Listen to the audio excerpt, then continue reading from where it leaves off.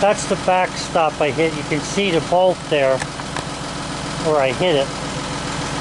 So I'll try sharpening that blade. If I don't get a good straight cut out of it, I'm going to have to toss it. Usually I throw the blades away if I hit something other than, you know, just dull them from cutting. But I didn't use that blade that much. I'll just take a look at it. If it looks bad, I'll replace it. Otherwise, I'll sharpen it.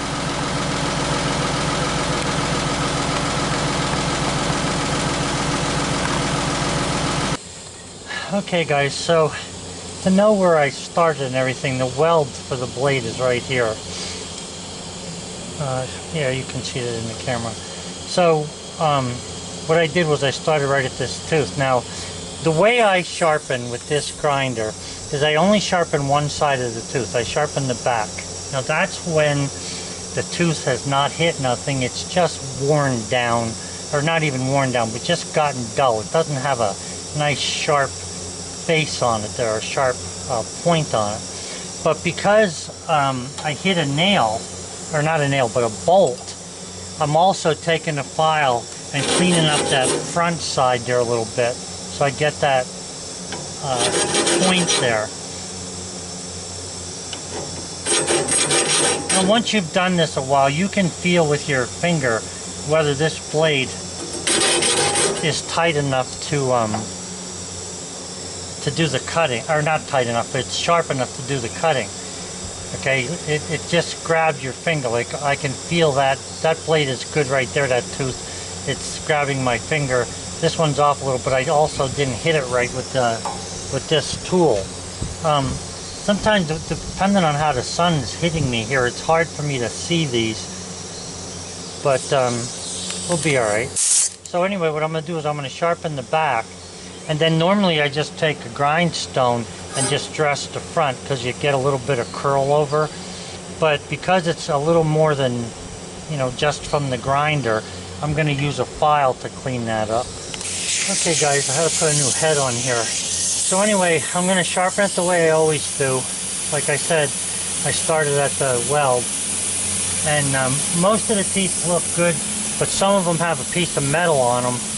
I don't know if you can, probably can't see it in the camera, but they have a little piece of metal that actually came from the bolt hanging onto it. So it comes off easy enough, but I don't know if it really goofed up the blade bad or not. So I'm just going to go ahead and sharpen them all up, and then I'll dress the face, and then I'll take and set them, and we'll see how that works. As long as it cuts without getting wavy, I'll use it.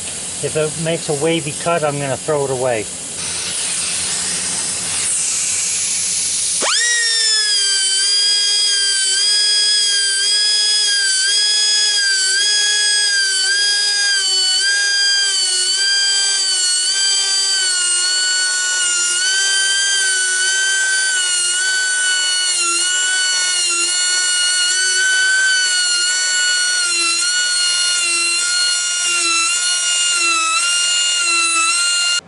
Okay guys, that's all sharpened. All I'm going to do now is take this hand set and set the teeth, and then I'll be back sawing.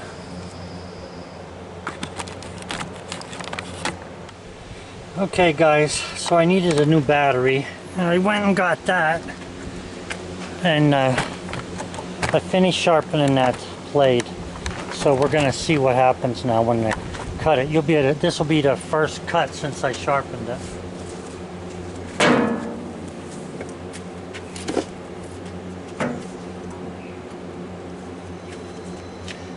You know, all that working with the logs and all, none of it bothered my back, but sitting here in a chair bothered my back. I think that means I'm supposed to stay moving.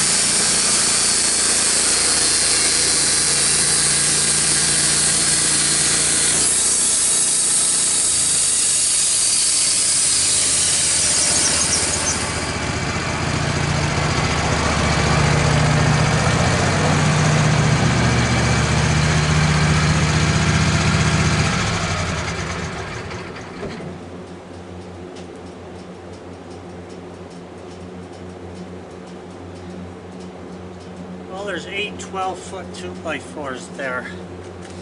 And you can see that that blade's cutting nice. I'm surprised. And gosh darn it if I didn't put that backstop down. Now I should have put that down. It must be getting old. Okay, so I'm going to take these over and put them on the pile. I got to put some stickers over there too. Hey guys, a lot of times when you watch videos, I know they have videos where guys cut trees down and the trees hit the house, the garage, telephone poles, or lightning or electric poles. There's really no need for that. If you know how to cut a tree down, especially for some of these guys that are tree trimmers, there should never be a time when a tree does that type of damage.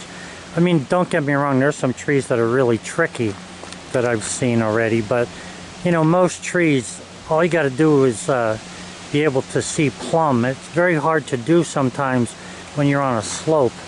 But what I'm getting at here is a little bit of a safety issue. So I've been picking these logs up in the back here by putting the cant hook on the backhoe and just rolling them from this end here. I'm not in the pile, I'm outside the pile. And just pick them up over top of this big log and then rehook them again. I don't want to cut this big log yet. I'm still not sure what I want to cut it into, so I'm going to wait a little. But I want to get after these pine logs that are right here. And let's see, there's 1, 2, 3, 4 there, I believe. I want to get, or no, 3. I want to get them out of there. But I want to, you got to be careful, because if you look here, you see the maple log's being supported on that pine log. That pine log is not really sound. As soon as you move this one, that one's going to fall down and the maple log's going to come rolling with it. So if I move this bottom one, just to give you an idea of what, you know, collateral damage. If you move the bottom one, that one's going to come down, the pine one's going to come down, that one will roll down and the maple will come over top of them all. Now since that maple's sitting back there a little bit compared to the one I'm going to roll, I'm going to roll this one, they should all be able to make their move and I should be fine. But I'm just telling you that you want to be really careful. The place you don't want to be is between the big tree here, the big log, and those other logs, because if they come down rolling, you're not going to stop them. I don't care how tough you think you are. Okay, because they can easily break your leg. Just remember that log on top, that maple, you're probably looking at 1,000, 1,200 or more pounds. So, you know, the pine aren't quite so heavy, but they still hurt like heck. They still weigh, you know, a couple of 100 pounds. So I'm gonna hook up the camera here on with the stand, and I'll turn it back on and just let you watch what happens here, so that you know to be careful with this stuff. Usually, if you work from the top down, it's not so bad, but that's not always true. And in years gone by, God, loggers, especially at the mills, not the logger, but the chain man, he'd be working on the top of these piles, walking from one thing to the other, while somebody with a real rickety type of cable crane would be moving logs around. And it wasn't exactly a safe job, but they did it, and you know, I'm not saying nobody got hurt either, but let me just hook up here and I'll show you what happens. Okay, so I'm gonna roll this bottom one here that has the flitch proof stuff on it, this one. And I'm gonna assume that this one, that one, that one, that one, and this one are all gonna move. So watch this.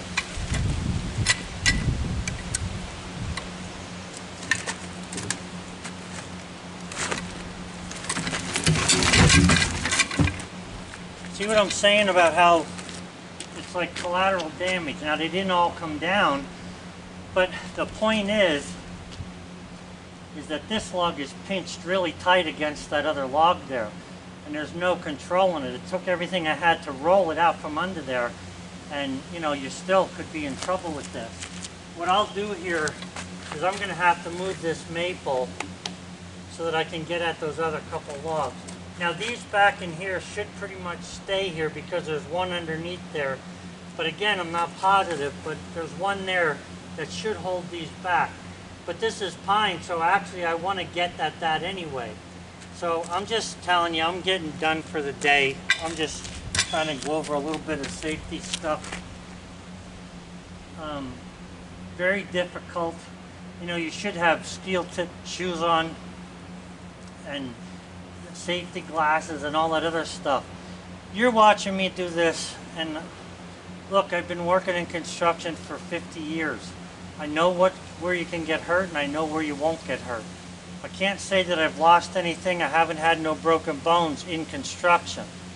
Playing sports is different, but in construction, nothing like that.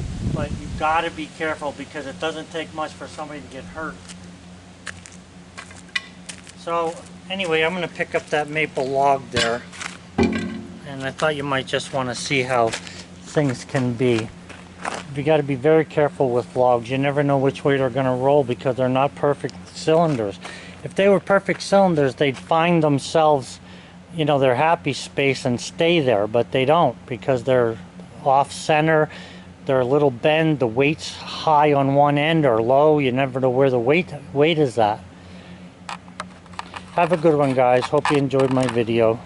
Nice day today. Very nice. Nice and cool. If you sit still too long, you actually got to put the sweatshirt back on.